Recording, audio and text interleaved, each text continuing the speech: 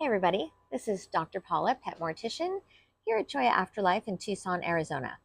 Now I know you're thinking you haven't posted in a really long time. I haven't. I opened back in August 2024 and I made this YouTube channel and I thought I'm going to post like once a week, maybe some cool fun things that I'm learning and have you guys learn as I go along and just kind of take you on the journey. Well, the journey got away from me, clearly. And I kept saying, I really want to post. I really want to make another video about all the things that have happened and all that other stuff. Well, I still want to do that. But the things that I thought I was going to share with you turned into a whole other thing. Thanks, Cole. Hack and cough. Cole got valley fever, by the way. Anywho, I want to share with you a lot of really cool, interesting things, but there's so many other things that have happened in the meantime. So I didn't expect that I would see a lot of things that I can never unsee. Like, of course, I'm a pet mortician. There's a lot of things that I'm going to see. But okay, yesterday I went to pick up a dog. Mind you, it's Christmas, right? Yesterday wasn't Christmas. It was the day after Christmas. Still, Christmas holiday. Gave my staff off until like January 2nd, which really isn't the smartest thing to do because now I have to do all the work, but that's fine. It's fine. I don't mind. But anyway, I had to go pick up a dog, big dog. And so the guy said that he died like the day before Christmas, but nobody's open. I was like, really? Because I'm open 24/7. He said, oh, I didn't have your number. Well, you have my number now. So now, here we are, 36 hours later, with a dead dog, which is fine. I get it. It's been cool out here in Tucson. Not cool enough, apparently. I get there to pick up this dog. It's half liquefied, really stuck to the ground. I didn't know this till I tried to pick it up and found half its body came off while I was trying to get it onto the gurney. Yeah, that's a thing. Not the first time it's happened to me, though. Since the first time, I've now implemented fees that go along with that. So I have biohazard fees, decomp fees, if you will, associated with that. So I later gave him an additional $400 fee. When I got back here to the shop, I put him immediately into a basket to aquamate him. There were thousands, I mean thousands, of maggots. So I don't know how much you know about maggots and insects. They don't degrade in aquamation. I'm going to show you the lid to the aquamation machine. Yes, I sent that dog on his own journey, which I really only do for my Serenity package. But somebody had to respect this poor dog. I'm going to flip it around. Oh, it doesn't let me flip it around. For the love of God. Okay, I'm going to flip it around manually so you can see. Yeah, that was my hand. All right, I'm going to try to get on the other side so I can see what you see. Anyway, do you see inside the lid? Yeah, those are maggots, friends. Maggots. They're not still alive. They themselves, as beings, don't make it through the process, but their exoskeletons sure do. Sure do. So we use the wet vac. We, meaning me and my boyfriend. Yeah, he didn't know he was in for this either. So we vacuumed up the rest of the maggot exoskeletons. I put this poor baby into the machine. It was a big, gorgeous German Shepherd, or what would have been. Now he was a half liquid German Shepherd. Put him in there alone. He went on his journey last night. I couldn't stand for him not to go on his journey right away. So today came in to get him out. Ready for this? So I'm going to show you some bones. I'm going to show you what he looks like coming out of the aquamation vessel. All around him, you will see the remains of maggots. You're also going to see his teeth and his bones, so don't freak out. They're beautiful, by the way. He was a beautiful dog. But here, look at his exoskeletons. Those are all maggots all around him. I washed him off from the edge, but yes, he has maggots all around him. So it puts me in this predicament.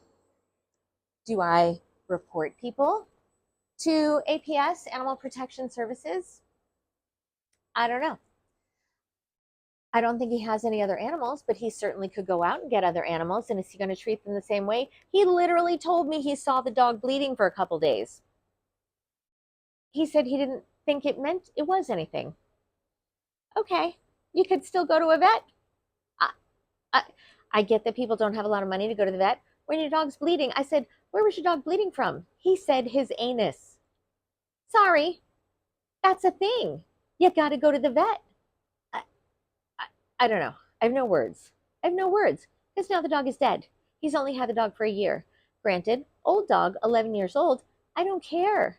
If your dog is bleeding out its butt, go to the vet. Call and ask for help. There are rescues, there are places. Could have called my rescue. I would have paid for him to go to the vet. I'm just saying, as a pet mortician, we have to see a lot of terrible things. What I don't know what to do. So after I realized that he was just utterly liquid and maggots, I sent the guy an additional invoice for another large amount of money. Oh, by the way, before I left, you remember all the skin that was stuck to the ground and the fur and all of that? He actually asked me if I was going to clean that up. Really? No, sir, I'm not. That's on you. I'll give you the number to a crime scene cleanup company if you'd like. I have enough on my hands. Do you know it took me hours? I had to strip my van, and this morning I found another maggot. So no, I don't care how much you pay me. I'm not cleaning it up. You should have to suffer with that. I'm sorry. I tend to be judgment free, but when your dog is in that condition, no, sir, you need to clean that up. So anyway, just had to get that off my chest. So there will be some ranting and raving on this YouTube channel, just a tad bit, okay? Because I have to see a lot of things like that. There's been a lot of sad things going on, but there's also been happy things. Christmas was beautiful. I got a dog named Lucky home on Christmas. I know this sounds weird. Lucky told me he needed to go home on Christmas. I couldn't figure out why, but he pushed me to come in on Christmas. And I did, and I called his family, and I was like, hey, do you want to come in and pick him up? When they got here, they told me that they actually saved him on Christmas 20 years ago. Did that give you chills? Because it should have. Lucky made me come in and get him back to his family. It's beautiful. So it isn't all weird and gross. Sometimes it's weird and beautiful. That's what happens here at Choya Afterlife.